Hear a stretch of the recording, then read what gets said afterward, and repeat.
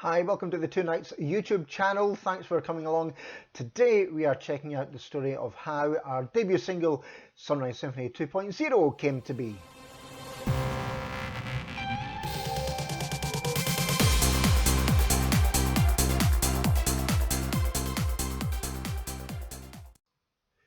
So the story of Sunrise Symphony 2.0. First of all, let me give you a little history behind Two Nights.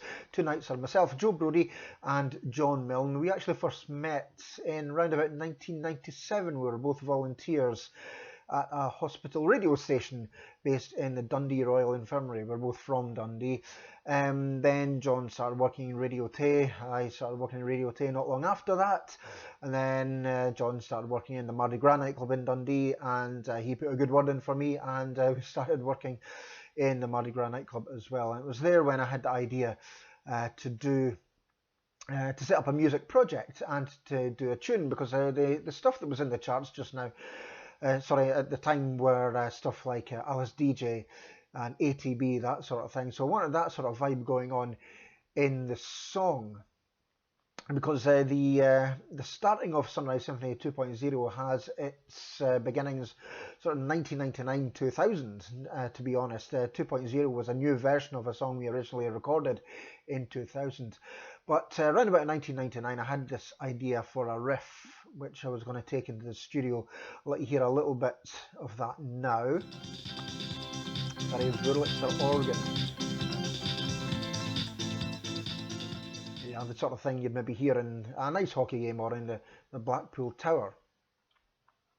So that was my idea. So we went into a studio called, it was within the Stage 2000 recording complex down at Dundee train station, and there was a guy that worked there called Mike Gregg. He was an engineer, a producer. He was actually in a band called Euphony, which was a big act on the Scottish rave scene during the 90s.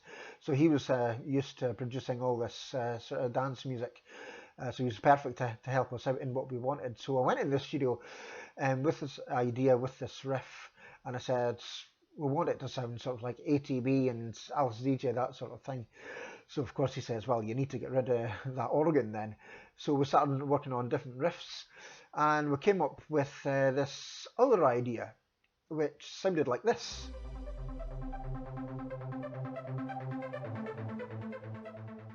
And Mike helped with all the arpeggios and came up with different ideas as how we can evolve the sound, and that became the original Sunrise Symphony. So we got that recorded, and we played it on in the nightclubs. John was able to play it on his radio show, his Fired Up radio show, and it started getting a lot of attention from local clubbers, local listeners, and stuff like that. And it was quite popular at the time. We were getting asked for copies, people were requesting it on the dance floor and stuff like that. So it did quite well.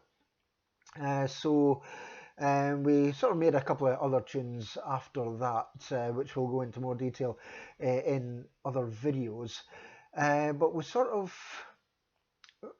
let the music sort of stop for a while, because when we were recording a third single, we recorded it in the Seagate studio in Dundee, and the engineer said, Joe, you're wasting all this time and money programming everything from the start. Why not get yourselves some equipment in the house and record everything there, come down here and we'll mix it. So I tried that. I got some equipment and I couldn't get MIDI to work, anything like that. So I forgot about it until about 2013, where I came across these lovely USB MIDI keyboards, plug and play. I thought, this is exactly what I need. Nice and simple. So I started reading up on everything like that and virtual instruments, and I got myself Cubase, MIDI keyboard, virtual instruments, and started recording again. So I did a few dance tunes over the year. Then fast forward to 2020, I thought, be a good idea. It's 20 years after we originally recorded Sunrise Symphony. Why don't we do it again? So I started working on an idea for a new version. So I said to John, look, got a new version of this, have a listen, see what you think. You fancy getting back on board and we can relaunch it? And he said, yeah. So I let him listen to it. He thought it was all right. And I changed it quite a bit from the original. I'd given it more of a strong a song structure. So I thought, if in any time we were to add vocals to it, we don't need to change anything. We just need to get a singer to sing over it. That'll be fine like that. So we redid it in a song style, a song structure, and it seemed to work quite well. Play a little bit for you now.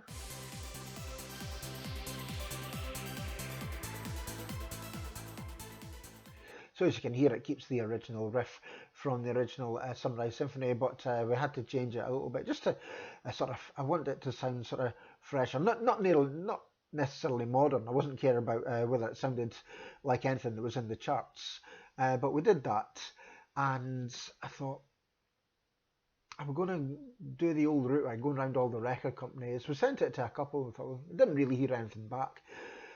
So I started reading up on self-releasing. I thought, how do I get songs into Spotify, into Apple Music, into Amazon, into all these digital stores? How do we go about it? So I did some research and found this service called DistroKid, and I watched some videos on that. And I thought, actually, this is quite easy to do. I mean, it's like easy. I mean, it's going to be time consuming. There's going to be a lot of work involved because we're going to basically have to act like a record company and do absolutely everything ourselves.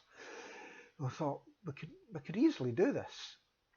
We can see if we can, send it to DJs. I mean, being DJs ourselves, we know quite a lot of DJs, so we were able to send it out to as many people as we could, as we could remember, and some radio stations and stuff like that.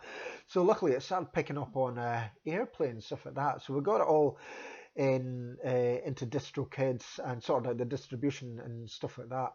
And to tell you the truth, we didn't give ourselves a lot of time between getting all that sorted and actually having a release date, because I think we were that excited that we just wanted to get it out there, that we were doing this thing ourselves.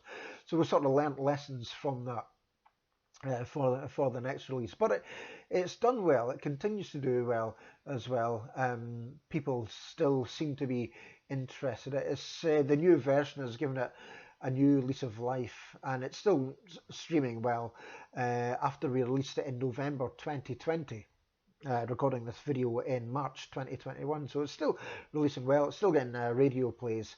It's still doing well for us, and people still asking us about it. So it seems to be doing okay in that respect. So after we recorded this Sunrise Symphony 2.0, we thought we're probably going to have to do a follow-up, and we did do a follow-up.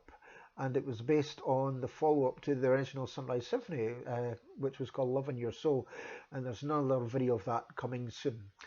So I hope you enjoyed that little story behind how Sunrise Symphony 2.0 came about and a bit of the history behind the two nights. If you have any questions you'd like to leave for us and anything you'd like us to answer, leave it in the comments and we will get back to you. Remember, and subscribe, hit the bell as well to be notified over future videos, and hit like as well if you like that video. So that is the story behind Sunrise Symphony 2.0.